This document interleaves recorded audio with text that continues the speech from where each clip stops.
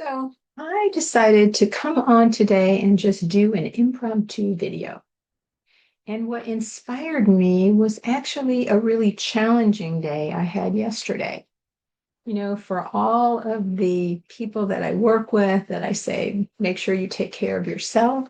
That's something I wasn't doing yesterday. I felt totally overwhelmed and felt like I was the one doing everything. That I go to work, make sure there's food on the table, do the grocery shopping, clean up afterwards, et cetera, et cetera, et cetera. I think, sometimes that can go with being a woman, can go with being a mom, being a grandmother, whatever your role is, it tends to be something that we can take on. And I guess it also goes into the work that I do with women in relationships. I do a lot of work with infidelity, and it can be on both sides, but primarily it's the people that come to see me. It is the male in the relationship that has stepped out. And what I find in working with both people and in working with the women is that once again, there's a tendency to lose yourself into the relationship, and by that I mean you quit speaking up. You quit asking for what you want. You go silent instead of risking rupture in a relationship. And that can be I guess, the precursor toward disconnection. And I'm not saying that that is the reason that people have affairs, but it can contribute to people drifting apart. And when the women come in to see me, working through a relationship or after infidelity, what I find they discover in doing the work is a greater inner strength. The idea that I really matter and that I can risk relational rupture to speak my voice, because it's important that I say what is on my mind to say. And you can do it in a kind way. I say kind and direct, um, because to keep it all inside just builds resentment. And so I love working with men, of course, and working through their healing. And I so love working with women. I think we are entering into an age where being a woman, being in your feminine, and I don't mean that to mean, I mean, sometimes when we say being in our feminine, means putting on frilly clothes and makeup and whatever and dolling yourself up. That's not what I'm talking about. I'm talking about getting in touch with your deep sense of meaning and purpose and aliveness. You know, um, I think that is something that the world needs. The world needs more tenderness these days. The world needs more compassion. The world needs more empathy. We're bumping up against so much of the opposite in the world today. We are seeing such tremendous cruelty and the idea that might makes right. And I think that there's also another faction of I want to say philosophy or awareness that in reality we haven't been potentially standing up for ourselves and for our voices and for what we believe in and for empathy and compassion and extending love. And so going back to my day yesterday, so I was feeling very depleted. And, I sent a message to the people in my household and I said, look, I'm feeling really depleted. I feel like everyone needs to pitch in more, that I'm really bearing the weight of so much on my shoulders. And, the initial reaction wasn't positive. It was, well, we do a lot too. And I actually stayed in my office and cried for a little while because I felt unseen and unheard. And I just needed that emotional release. My office is a very safe space. I'm not in my office right now. I'm in my room, which is kind of my little altar, which I'll go through in a minute. Um, and then, I do what I do. I called in the light. For me, I call it the clear white light of the Holy Spirit. And I called in the divinity images that I pray to. And I just said, help me. This is rough right now. And I'm not sure exactly what I need to do. I'm just going to surrender and trust. and then I drove home. And when I came home, it's like something had clicked in what I shared, even though the initial reception for what I shared wasn't, very supportive.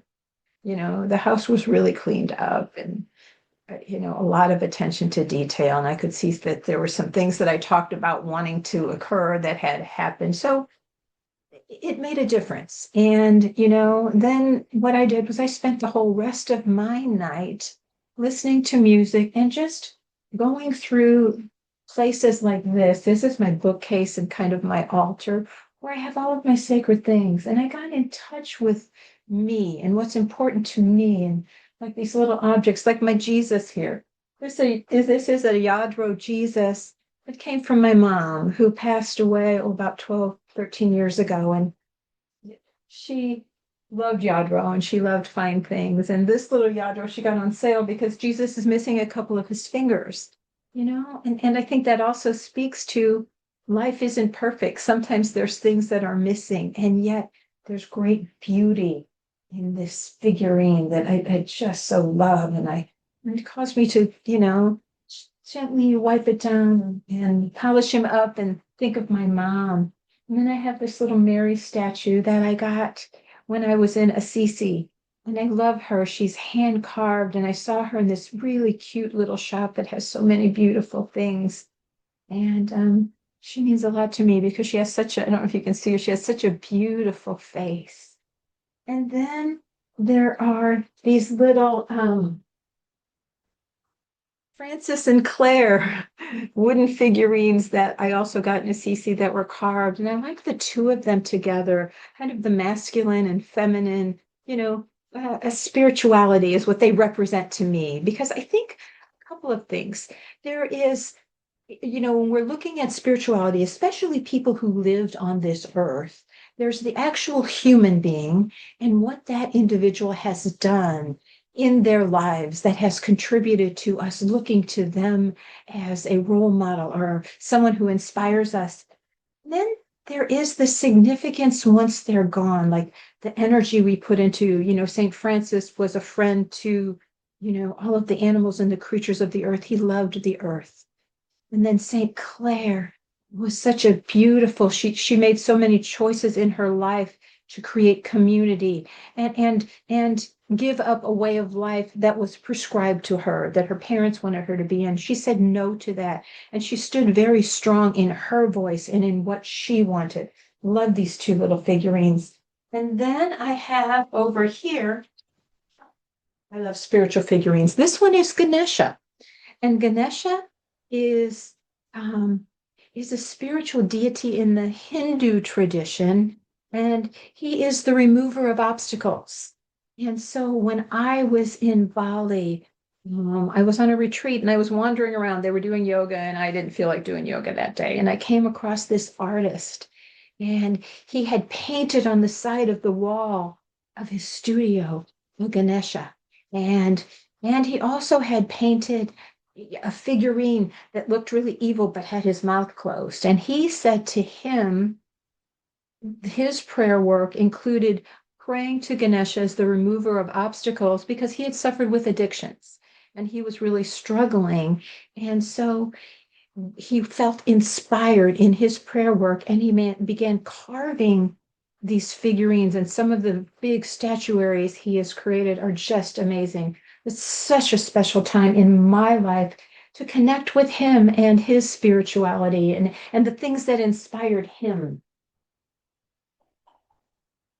And then I have, when I went to Venice, this little mask that was made there.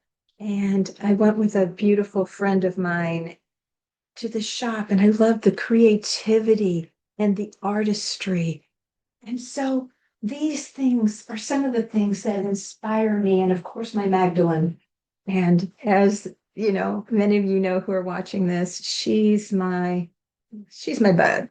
I grew up with her as an idea, an image, a woman, and I've learned more and more about her as I've traveled over the years to France so many times. So to me, she represents standing in your truth being courageous. She stood beside Jesus. The stories go that she walked beside him, that she didn't turn away, that she stayed even through witnessing some horrendous things that he went through. And she was also the first one that witnessed in the Christian traditions the resurrection, him, the moment that sets the stage for all of Christianity. It was her. And then her story wasn't finished. She was finished with regard to biblical descriptions of her, but then she went to France. And so the legends and stories go. And she went with companions and she landed in this little town, Sainte Marie de la Mer. And she started talking to the people and connecting with the people. And her way of inspiring spirituality was to connect, was through community. It wasn't through dogma. It was about, she taught, the idea of love, that that the spirit of the divinity lives within us, as opposed to just being some unreachable deity. I feel so inspired by her. I've gone to France, oh gosh, at least 5 times to visit her cave, and I'm leading a pilgrimage there in October for women. And I'm really excited about that too, because the title of the pilgrimage is Reclaiming Her Voice, reclaiming your voice. And I think it speaks to us. Magdalene as role model. Of course, she did that. She stood up. She was courageous. She stood up in the face of so much oppression, and she stood tall and strong in the teachings of love. And I think that we as women in this day and age in particular are standing up in our voices. We are speaking for what's true to us, whether it's in our intimate relationships or whether it's speaking out in the world for the injustices we've seen. So that's my gift for you today, if you've made it this far. And I really think that we are embarking upon a very interesting time. It feels very perilous, and there are opportunities for us to step into our courage, our wisdom, in how we treat people, in how we show up. Yesterday, when I was having such a bad day, I even started out going to Target to pick something up. And the woman behind the counter said, "Oh, come on, if you're ready, I can check you out." She said, "How are you doing?" I said, "I'm having a rough day." She was so nice. She said, "Oh, I'm so sorry. I hope your day gets better." And I felt better in talking to her. She was kind. She didn't know me. She could have just checked me out, but that made a difference. And I think that we cannot underestimate the difference that each moment can make. Finding that sweet spot between speaking our voice so we don't hold in what's bothering us and build resentments, and being kind, taking a moment to go outside in nature, to breathe, to notice the person standing next to you and say, "Hey, how are you doing?" Or to, think about the members of our family and, sometimes give them a break because they might be having a bad day too, or they're going through their own challenges, but also setting the bar for them to step up when you need them to step up, when you have something that you need, and stepping into that place, because relationships include rupture. And what's important is also how you repair it. I have a couple of quotes that I was working on this morning that, of course, I can't memorize. And I think that, let me see if I can find one of them that I really like.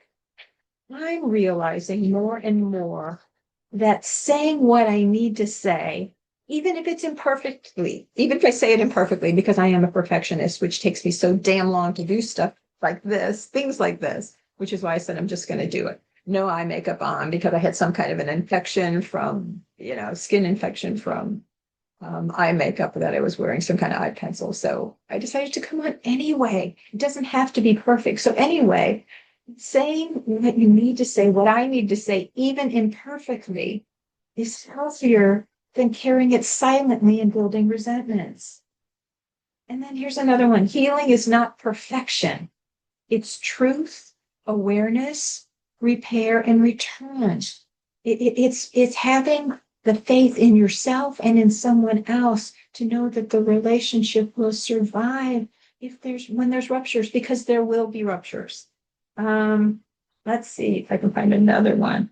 Oh, and I also think that beauty matters. So when I went in and just this and just grabbed a hold of all my sacred little, it's, this is got this in Bali as well. It's this kind of a sacred oil that you put on. It smells so good. Anyway, I could go through all of my things. There's so many here, but each one mattered, and each one brought me back to a memory.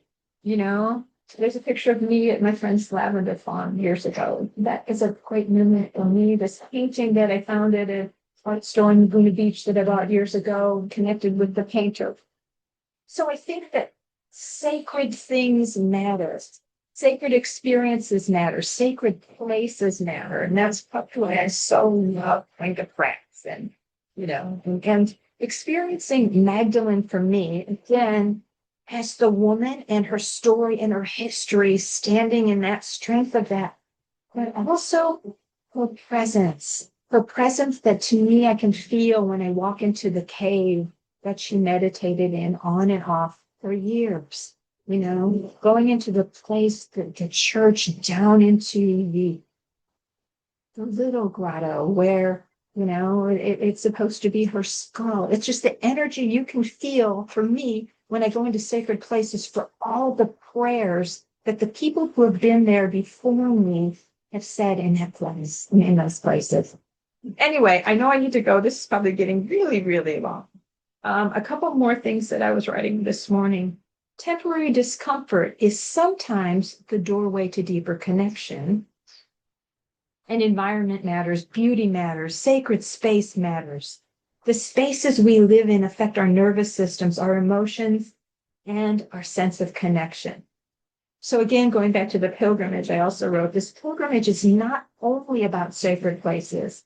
It's about our relationship with ourselves, with our voices, and with all we find to be holy. So I'm going to end it here. If you have an interest in joining me on a pilgrimage, oh my God, reach out. A callingoftheheart.com is where you can find out information about it. But no matter what, spend this day maybe doing something kind for yourself, or connecting in nature, or remembering to breathe. Standing in your truth, connecting with a friend. All of those things really matter. And sometimes we are so busy that we forget, and we don't take time to connect and do the things that warm our hearts. All right, I'm going to go now, see how long this video is. And again, it was great connecting with all of you. Bye-bye.